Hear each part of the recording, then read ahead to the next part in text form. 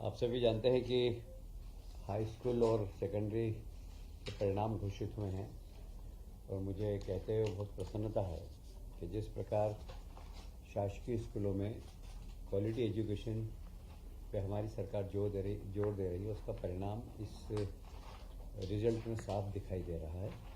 High school में इस बार लगभग 9,36,225 विद्यार्थी शामिल हुए थे और 76.22 मतलब 22% नियमित परीक्षार्थी उत्तीर्ण हुए हैं, जिसमें गवर्नमेंट स्कूल का परीक्षाफल 77.59% और अशासकीय विद्यालयों का 74.20% रहा है। ये जो हमारी सरकार ने शासकीय विद्यालय में क्वालिटी एजुकेशन इस दिशा में जो काम किया, उसका परिणाम है कि शासकीय विद्यालयों में इस बार परिणाम काफ़ी अच्छा रहा है। और जैसे हमारे देश के प्रधानमंत्री हमेशा कहते हैं महिला सशक्तिकरण, तो यहाँ पर भी हमें साफ दिखाई दिया। प्रावीण्य सूची में सर्वाधिक अंक कुमारी Pragya Jaiswal glorious public high school Singrauli द्वारा 500 में से 500 नंबर मिले। इस वर्ष नई शिक्षा नीति के अनुसार किसी भी विद्यार्थी को सप्लीमेंट्री नहीं दी गई, बल्कि नई शिक्षा नीति के अंतर्गत एक अवसर सभी परीक्षार्थियों को दिया जाएगा। जो पास हो गए वे भी यदि अपना परसेंटेज बढ़ाना चाहें, अपने आप को अपग्रेड करना चाहें, तो 1 महीने बाद परीक्षा दे सकते हैं। और जो पास नहीं हो सकें वे यदि पास होना चाहे तो 1 महीने का अवसर है। 17 जून के आसपास फिर से परीक्षा होगी और वो बैठ सकेंगे। ये नई शिक्षा नीति के अंतर्गत विद्यार्थियों को एक अवसर और दिया गया है। मध्य प्रदेश ऐसा करने वाला देश का तीसरा प्रदेश है और हमें ये बताते हुए प्रसन्नता है कि उसी प्रकार हायर सेकेंडरी स्कूल में भी लगभग 6,97,039 परीक्षार्थी शामिल हुए। इसमें भी 74.48% नियमित परीक्षार्थी उत्तीर्ण हुए हैं। यह परीक्षा परिणाम विगत 15 वर्षों में सबसे सर्वश्रेष्ठ है। मैं फिर कहना चाहूँगा कि हमारी सरकार ने इस बार स्कूल एजुकेशन में क्वालिटी एजुकेशन दे हम इस पर जोर दिया था। उसका परिणाम है कि हमारे जो बच्चों के रिजल्ट हैं वो बहुत अच्छे आए हैं। और इसमें भी मुझे कहते हुए बहुत प्रसन्नता है कि शासकीय विद्यालयों का परीक्षाफल फिर से 75.79% एवं अशासकीय विद्यालयों का 72.47% रहा। मतलब इसमें भी शासकीय विद्यालयों में बच्चों ने अच्छे नंबर मारे हैं। प्रावीण्य सूची में भी सर्वाधिक अंक कुमारी प्रियल द्विवेदी, जो कि शासकीय कन्या उच्चतर माध्यमिक विद्यालय अमरपाटन सतना जिले की हैं। उन्होंने 500 में से 492 अंक प्राप्त किए हैं। इसमें फिर से मैं दोहराऊंगा कि इस नई शिक्षा नीति के अंतर्गत किसी को भी सप्लीमेंट्री नहीं दी गई है। 1 माह बाद वो फिर से जो फेल हो गए हैं वह अपना रिजल्ट सुधारने के लिए नई शिक्षा नीति 2020 के अंतर्गत द्वितीय अवसर उनको मिलेगा और वो परीक्षा का आयोजन हम जून 17 के आसपास करेंगे। मुझे ये बताते हुए बहुत प्रसन्नता है कि गेहूं के उपार्जन में मध्य प्रदेश ने इस बार फिर से रिकॉर्ड तोड़ खरीदी की है। पिछली बार हमने लगभग 40 लाख मैट्रिक टन के आसपास की थी, पर इस बार जो बोनस प्रोत्साहन राशि दी है 175 प्रति क्विंटल, उसके कारण लोगों ने बाजार में गेहूं नहीं बेचा और शासकीय खरीदी केंद्र पर जाकर गेहूं बेचा है। Point number 1। पॉइंट नंबर 2, हमारी जो सिंचाई योजनाओं का लाभ अब गांव-गांव तक पहुंच रहा, हमारा सिंचाई का रकबा बढ़ रहा है। उससे भी बहुत साफ स्पष्ट होता है कि गेहूं का उपार्जन इस बार बहुत अच्छा हुआ, खेती बहुत अच्छी हुई है और इसलिए अच्छी तादाद में गेहूं खरीदा गया है। लगभग 5,85,000 किसानों से गत वर्ष 40 लाख मैट्रिक टन गेहूं का उपार्जन किया गया था। इस बार लगभग 8,76,000 से अधिक पंजीकृत किसानों से 15 मार्च से 5 मई की अवधि में किया गया है।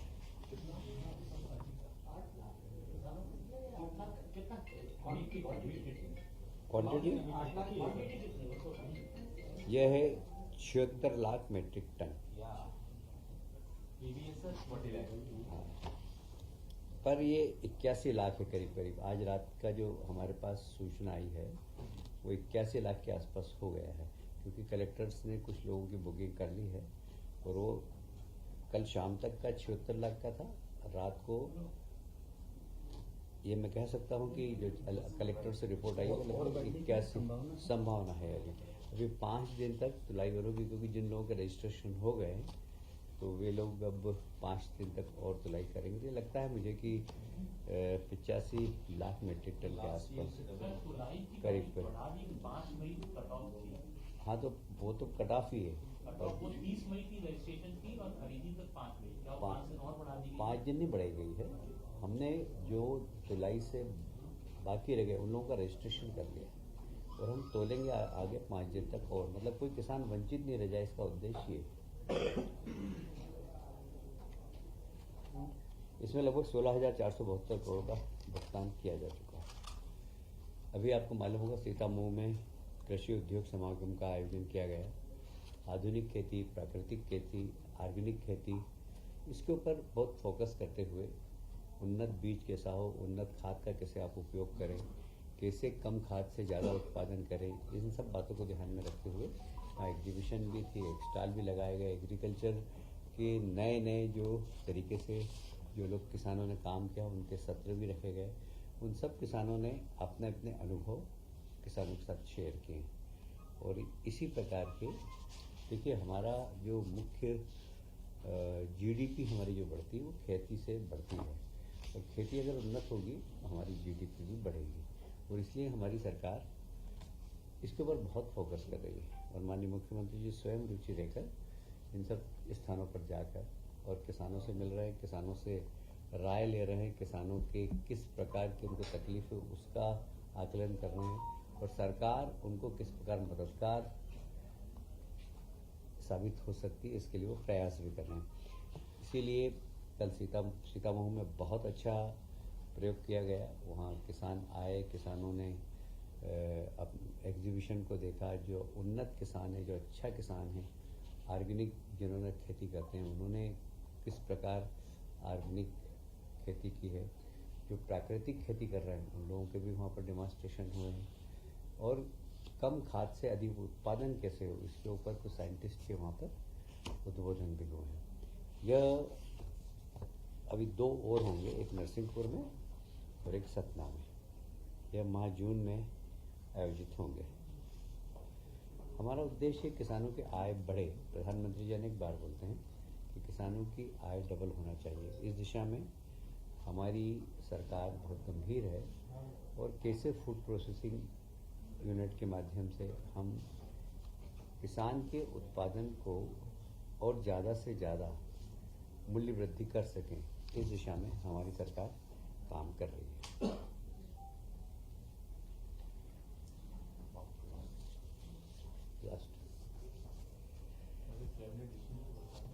हाँ, पचमढ़ी अभ्यारण्य की सीमा जो थी उसमें बहुत सारी हमारी नजूल की भूमि भी थी। इसके ऊपर काफ़ी समय से केस चल रहा था। सुप्रीम कोर्ट से सरकार जीत गई है और जो राज्य शासन द्वारा वन्यजीव संरक्षण अधिनियम 1972 की धारा 18(1) के तहत इन सब क्षेत्रों के अंदर विकास प्रतिबंधित था।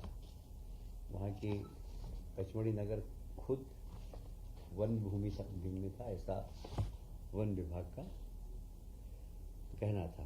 पर जब इसके ऊपर इसकी नफ्ती की गई, फिर उसके ऊपर वन विभाग और सरकार के निर्णय पर थोड़ा सा डिस्प्यूट था, तो कोर्ट गए, हाई कोर्ट गए। हाई कोर्ट ने सरकार के पक्ष में निर्णय दिया और नजुल की भूमि लगभग 395.931 हेक्टर नजुल भूमि है।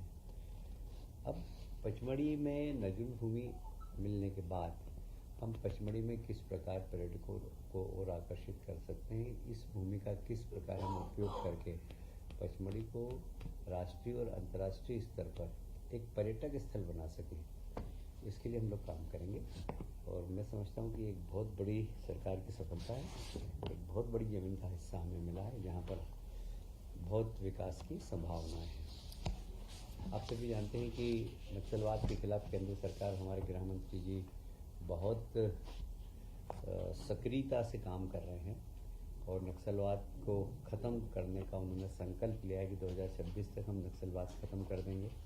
और आप देख भी रहे हैं कि नक्सलवादियों का लगातार समर्पण हो रहा है। मैं अभी रायपुर गया था, तो वहाँ के मुख्यमंत्री जी से मैंने भेंट की, तो कह रहे थे कि इतना संपर्क कर रहे हैं हमसे कि हम समर्पण करना चाहते हैं, समर्पण करना चाहते हैं, मरना नहीं चाहते हैं, हमारे बच्चों का भविष्य बचाइए आप।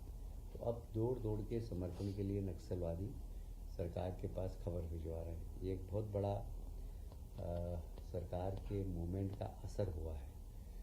तो पर एक संभावना ये भी है कि कुछ लोग हमारे प्रदेश में, क्योंकि हमारे प्रदेश में भी नक्सलवाद नहीं है, तो ये 3 जिले हैं जो हमारे बालाघाट, मंडला और डिंडोरी, इसमें उनका आवागमन है, इसकी सूचना हमारे पास है। तो हम वहाँ पर वहाँ के गांव वासियों के बीच में से ही 850 ऐसे कार्यकर्ता हम खड़े कर रहे हैं जो कि वहाँ पर सरकार के लिए काम करें, गांव में कोई नक्सलवादी का मूवमेंट नहीं हो, इसके लिए सरकार को इन्फॉर्मेशन दे। इस दिशा में आज कैबिनेट ने 850 पदों का सृजन किया 1 साल के लिए और प्रति कार्यकर्ता को 25,000 रुपये मानदेय दिया जाएगा। ये नक्सलवाद को प्रति माह, तो लगभग इसमें 25 करोड़ का खर्चा आएगा 1 साल का। आज कैबिनेट ने इसकी स्वीकृति प्रदान की। हमारे नवगठित जिले हैं मऊगंज, मैहर और पांडुर्ना। इसमें खाद्य नागरिक आपूर्ति और उपभोक्ता संरक्षण विभाग के ऑफिस नहीं थे, इनके कार्यालय स्थापित करने की स्वीकृति दी है। उसके साथ ही नापतोल हेतु गठित नए जिले निवाड़ी, मैहर और पांडुर्ना में भी अलग से नापतोल विभाग के लिए कार्यालय गठित किए जाएंगे।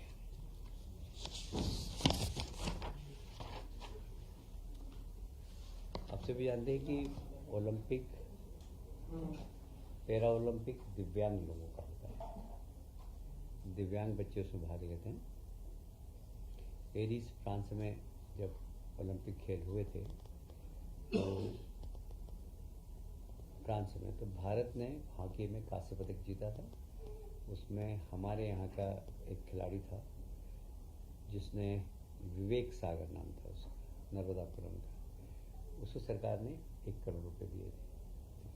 जब दिव्यांग लोगों का ओलंपिक हुआ उसमें भी हमारे यहाँ के 2 बच्चे, रुबीना फ्रांसिस व कपिल परमार, ये जूडो में और शूटिंग में इन लोगों ने भी मेडल जीता था। तो उनकी मांग थी कि हमें भी ओलंपियन की तरह हमें भी 1 करोड़ रुपए दिए जाए, जबकि इनको 50-50 लाख रुपये देता था केजरीवाल। तो आज माननीय मुख्यमंत्री जी ने इस विषय को लाकर और 1-1 करोड़ रुपये देने की घोषणा की है। उसकी स्वीकृति आज कैबिनेट में दे दी गई है। जिला पेंशन कार्यालय हर जिले के अंतर्गत है। आप सभी जानते हैं कि पेंशनरों की संख्या कम होती जा रही है और वहाँ कर्मचारियों की संख्या काफ़ी है और अब ऑनलाइन पेंशनरों की समस्या काफ़ी निराकरण हो रहा है, इसलिए मैन पावर कम लग रहा है। तो हम अब जिले में कार्यालय रहेंगे अभी, पर उसमें मैन पावर अब कम करके वहाँ के कर्मचारी अगर दूसरे विभाग में लेना होगा तो वो लेंगे। और एक केंद्रीय पूरा पेंशन कार्यालय कंप्यूटराइज होगा और कोई भी उनकी समस्या होगी तो असिस्टेंट के लिए वहाँ पर जिले में कार्यालय होंगे तो वहाँ उनकी संख्या कम करना और एक केंद्रीकृत पेंशन प्रकोष्ठ का हम यहाँ पर गठन करके और पेंशनरों को अच्छी सुविधा मिल सके इसके लिए हम प्रयास कर रहे हैं।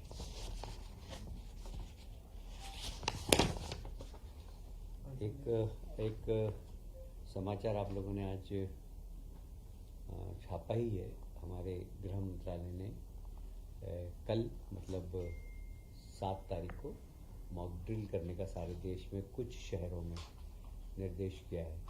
मध्य प्रदेश में भी 5 शहर, इंदौर, भोपाल, ग्वालियर, जबलपुर और सतना, ये 5 शहरों में हम मॉक ड्रिल करने वाले हैं। मॉक ड्रिल की भी एसओपी आई नहीं है, खाली मॉक ड्रिल की जो पुरानी तैयारी है, जैसे पहले हम होमगार्ड, हमारे सोशल ऑर्गेनाइजेशन, इन सब के साथ युद्ध के दौरान जो खतरे होते हैं उससे समाज को अवगत कराएंगे और उसका मॉक ड्रिल के माध्यम से सायरन बजेगा, उस समय आपको क्या करना है, ये लोगों को शिक्षित करने का काम करेंगे। ये कल से प्रारंभ होगा। कल के लिए आज शाम को फिर से गृह मंत्रालय एक बैठक ले रहा है, उसमें एसओपी मिलेगी, उसमें किसकी भूमिका क्या होगी और क्या क्या हमें करना है, इसके बारे में मार्गदर्शन भारत सरकार का गृह मंत्रालय बैठक के माध्यम से शाम को देंगे। तो आपको शाम तक जानकारी मिल जाएगी। पर मॉक ड्रिल इन 5 नगरों में पहली बार प्रायोगिक रूप से होगा। वो सब अभी बताया ना, मैं भी सुबह से शाम नहीं, शाम को 4 बजे बाद होगा, जहाँ तक मेरी जानकारी।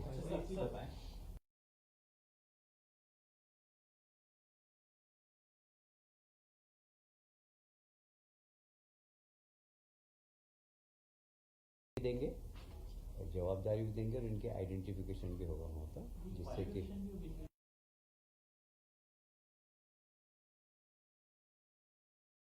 आज चर्चा नहीं हुई पर सिर्फ 25,000 रुपये ये उसी गांव के होंगे। कोई आदिवासी में जरूरी नहीं, पर गांव में जो संख्या में जो व्यक्ति होगा उसी। अच्छा सर, एक क्वेश्चन था सर, लव जिहाद के बारे में काफी चल रहा है मध्य प्रदेश में, इसमें कोई डिस्कशन हुआ है कैबिनेट में? आज इस विषय में कोई बात नहीं, बाकी अनऑफिशियल रूप से हम लोगों ने चर्चा की है और ऐसा कोई विषय नहीं जिस पर बताया जाए, पर सरकार इस पर गंभीर है और कड़ी से कड़ी कार्रवाई की जाएगी।